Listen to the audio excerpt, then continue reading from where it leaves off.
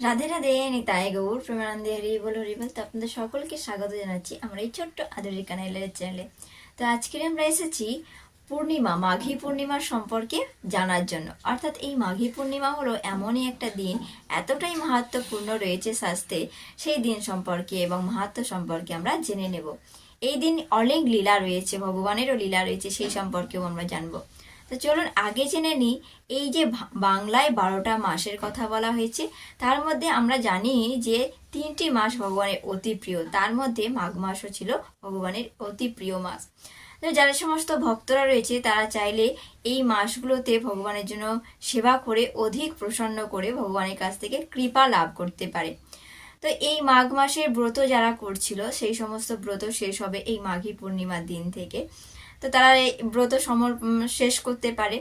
আর এই যে মাঘী পূর্ণিমার দিনে ভগবান যে সমস্ত লীলা করেছে, ভগবান শ্রীকৃষ্ণ এই যে দাপরে এসছিলেন, যে ভগবান মা যশোদার কোলে এসছিলেন ছোট্ট বালক রূপে কৃষ্ণ, তারপরে অনেক লীলা করেছেন। লীলা করার পরে এই জড় জগৎ থেকে বা এই জগৎ থেকে যখন তিনি অন্তর্ধান হয়েছিলেন এই মাঘী পূর্ণিমার দিনে, সে তো দাপর যুগে ছিল। তারপরে কলিযুগে শ্রীমন মহাপ্রভু কি করেছিলেন, এই মাঘী পূর্ণিমার দিন থেকেই সন্ন্যাস গ্রহণ করেছিলেন।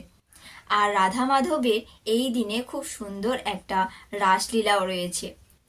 তো এই দিন এতটাই গুরুত্বপূর্ণ রয়েছে, তার সাথে সাথে যে তীর্থস্থানে যে সবাই কুম্ভে মেলায় যাচ্ছে, প্রয়াগে স্নানেরও একটা অমৃত স্নান যোগ রয়েছে এই দিনে।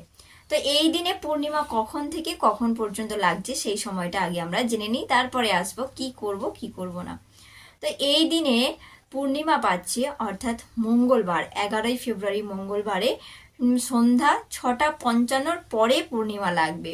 আর পরের দিন 12ই ফেব্রুয়ারি মাঘী পূর্ণিমা। পুরো ব্রহ্ম মুহূর্তে তো থাকছে, তার সাথে সাথে সারা দিনটাও থাকছে, কাটবে সন্ধ্যা 7:30 নাগাদ।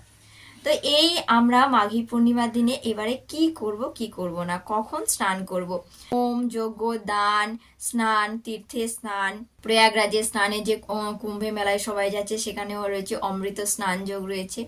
তো খুব ভালো হয় যদি আমরা প্রাতকালে ব্রহ্ম মুহূর্তে স্নান করি। তো চেষ্টা করবেন যে এই দিনে পূর্ণিমা চলাকালীন, তো যে সমস্ত সব কুম্ভে মেলায় গেছে সেখানে পূর্ণিমা চলাকালীন স্নান করলো খুব ভালো হয়, ব্রহ্ম মুহূর্তে স্নান। তো আমরা কিভাবে এখানে বাড়িতে স্নান করব, যদি সম্ভব হয় তাহলে আশপাশে যদি নদী থাকে অর্থাৎ গঙ্গা নদী থাকে সেখানে গিয়ে তো স্নান করতে পারি। তা না করতে পারলে আমরা বাড়িতেই ব্রহ্ম মুহূর্তে আমরা স্নান করব 3বার গঙ্গা দেবীকে স্মরণ করে স্নান করতে পারি, বা প্রয়াগরাজকে স্মরণ করে আমরা স্নান করতে পারি, তাহলে একই ফল লাভ হবে। তো আমরা সকালবেলা ব্রহ্ম মুহূর্তে উঠে স্নান করলাম, তারপর ভগবানের আরতি করলাম, কীর্তন করলাম, পাঠ কীর্তন করলাম, তার সাথে সাথে অধিক নাম জপ করলাম। যেহেতু ভগবান এই এই দিনে অন্তর্ধান হয়েছিল, তো সেই জন্য ভগবানকে আমরা ভগবানের উদ্দেশ্যে আমরা নিত্য কীর্তন পাঠ কীর্তন আয়োজন করতে পারি। তাছাড়া এই সময় ভগবানের একটা রাসমঞ্চে উৎসব ছিল, সেই জন্য সেটাও আমরা আয়োজন করতে পারি, একটা অনুষ্ঠান করতে পারি, সেখানে আমরা আয়োজন করে না পাঠ কীর্তন, ভগবানকে ভোগ নিবেদন, সামর্থ্য মতো যে যা পারেন সেগুলো আয়োজন করে ভগবানকে ভোগ লাগানো নৃত্য কীর্তনের মাধ্যমে আমরা কাটাতে পারি। আর যে সমস্ত কাজগুলো আমরা একদম করব না, যেহেতু এই দিনটা খুবই গুরুত্বপূর্ণ দিন, সেই জন্য আমরা চেষ্টা করব পুরো মাঘ মাসটাই তো নিরামিষ খেতে বলা হয়েছে, যে প্রতিটা দিনই নিরামিষ খাওয়া উচিত, কিন্তু যে সমস্ত যারা পারে না অন্তত এই দিনটা যেন আমিষ না খায়। তো নিরামিষ ভোজন করে বা খুব ভালো হয় প্রসাদ ভোজন করলে। তারপরে আমরা পরচর্চা পরনিন্দা একদম করব না, আমরা বেশি বেশি করে হরিনাম জপ করব। তো এইভাবে আমরা এই দিনটা পালন করতে পারি।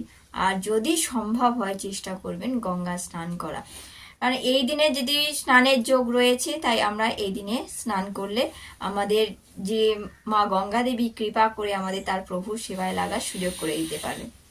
তো রাধে রাধে, নিতাই গৌর প্রেমানন্দে, হরি বল হরি বল। আসছি আমরা পরের ভিডিওতে, আপনারা সকলে ভালো থাকুন, সুস্থ থাকুন আর আনন্দে থাকুন। রাধে রাধে।